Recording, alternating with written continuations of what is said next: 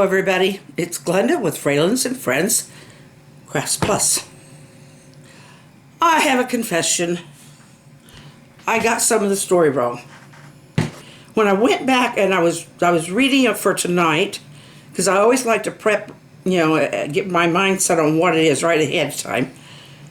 And Aaron's there, and I thought, wait a minute. And I went back and read the others. Aaron's always there. Aaron is Moses' mouthpiece. What God says to Moses, he passes on to Aaron, and Aaron is the one who speaks, because I don't know if Moses had a stutter or what, but he has a speaking problem in front of other people. So this is where I put Moses. Aaron is here. Moses is leading the whole thing, and God is speaking to Moses. But Aaron is the one who is speaking to the Pharaoh. This is not. Here we are, 1 week later, and Pharaoh has hardened his heart again. He will not let them go. So God says to Moses, I will send a plague of frogs, and frogs will be everywhere until Pharaoh lets you go. You tell Pharaoh, let my people go, so that they can worship me in the desert. It's okay to have some streaks in it. That don't hurt a thing, because water has variations of color. But because of what's underneath it, it may have some different colors of rock and stuff under there. Maybe a little bit of algae or... Okay. God goes or talks to Moses, and he says, you tell that Pharaoh to let my people go, and if he refuses again, I am going to send a plague of frogs. If you can imagine, frogs everywhere. Everywhere. And I don't mean just the way it was described in the Bible, and I did just read all this. It was in their beds. They went in their houses. They jumped in their beds. They were in their cooking pots. Frogs were just everywhere. And if you can imagine frogs just jumping around at feet, you couldn't move without squishing one. And you couldn't sleep because they're all over you all the time, jumping on you. And you can't have a good meal because all there is to eat's frog, because that's all that'll stay in the pot. Or that's all you can get in the pot because it's so full of frogs. I don't know if they've ate them or not, but I've heard frog legs are good. Moses has told Aaron to tell Pharaoh that. And Pharaoh, he's still, frogs? Are you kidding me? Frogs? Well, he doesn't know what God can do with frogs.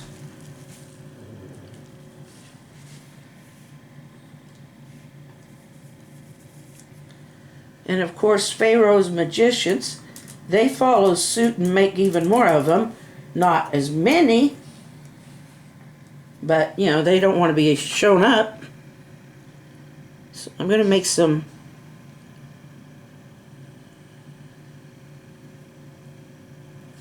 abodes. These are some abodes where people are living. They pretty much built with sandy stuff there because that's what they had. But remember, they were very adept, because Egypt is one of the first really organized societies that we know of. And Israel is not yet organized, but they're getting there. Or they will be getting there. I'll put some darker on there for steps in a little bit. Maybe some gray steps or something. This is a door.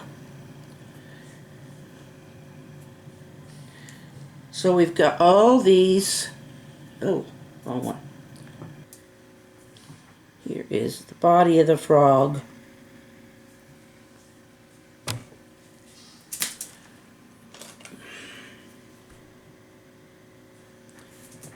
And we have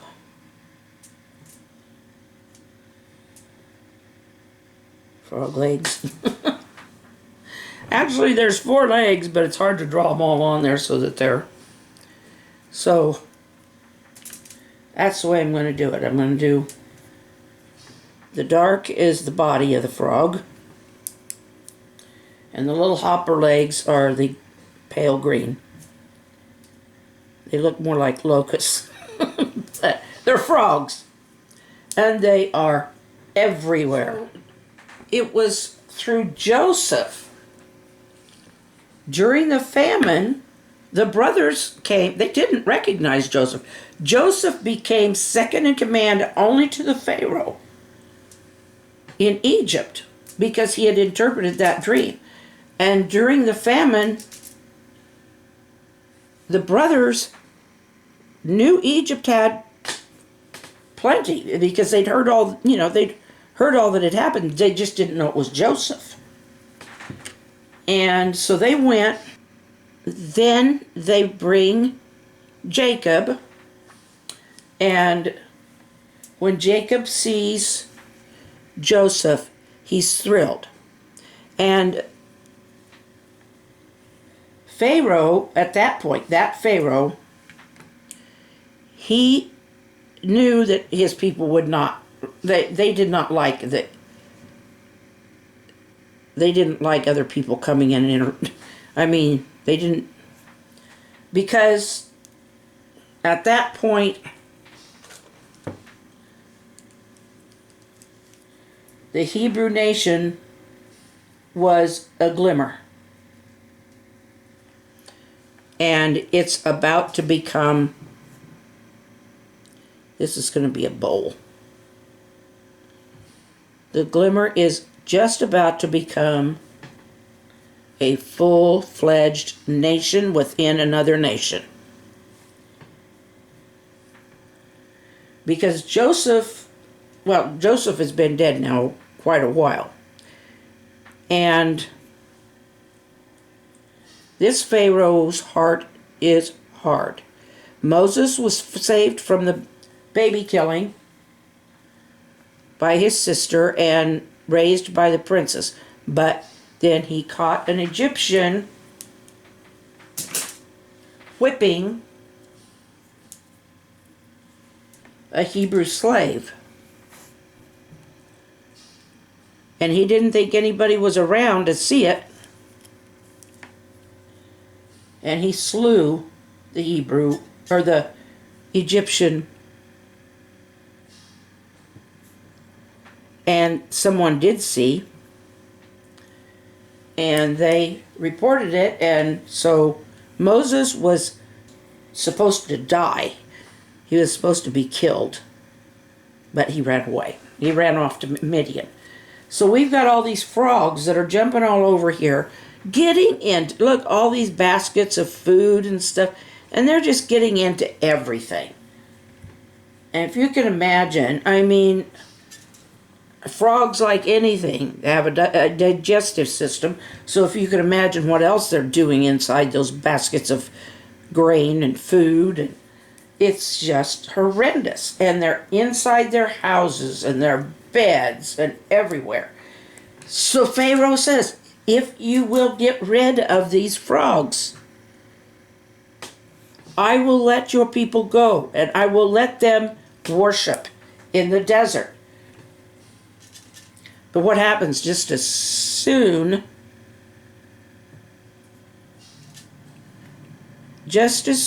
as they are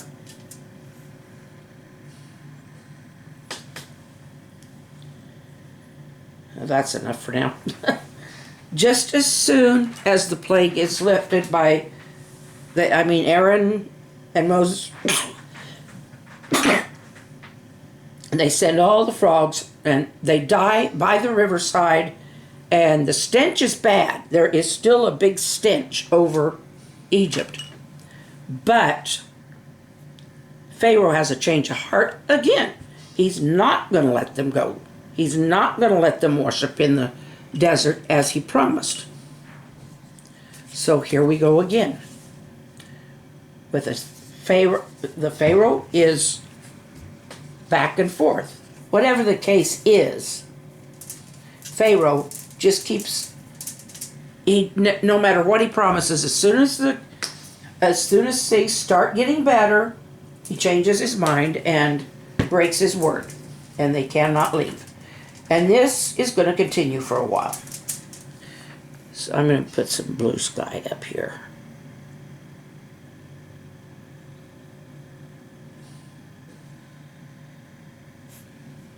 And that one's sitting out on the horizon, so anyway.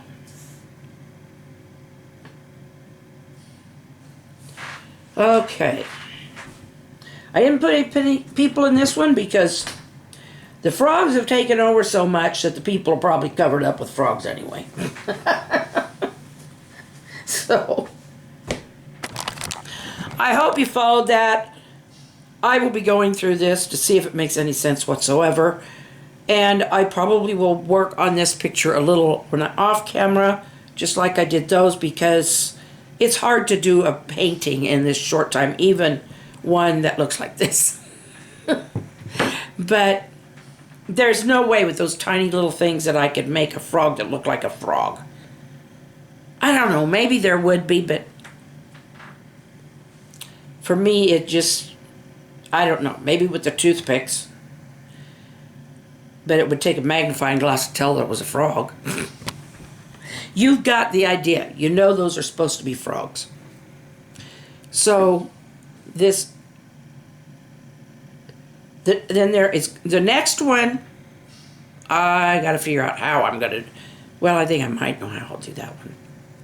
Anyway, I love all of you. I hope this is really giving you an idea of the birth of the Israelite nation, of the Hebrew nation. God has picked these people from everything on earth. He picked one man to start it. That was Abraham. And it was passed down to Isaac and then to Jacob. And Jacob had 12 sons total. And each one of those sons is the head of a tribe. So there are the 12 tribes of Israel that will be referred to a lot later on. So this is God's chosen nation. God has put this nation together step by step. And yeah, humans, God gave us brains and we can use them. Unfortunately, we don't use them in the right way sometimes. We can do wonderful things because we've been given these brains that just, with synapse after synapse, just all the time, ideas, and not all of us have the same gifts, but we can go so wrong. We can make billions of dollars. We can make equipment that does all kinds of things, but without God, it's just there. It's not going to go to heaven with us. So with that, I'm going to leave you. I'll probably cut some of that out because it sounded too preachy, but I do love you. Good night. Smile and wave.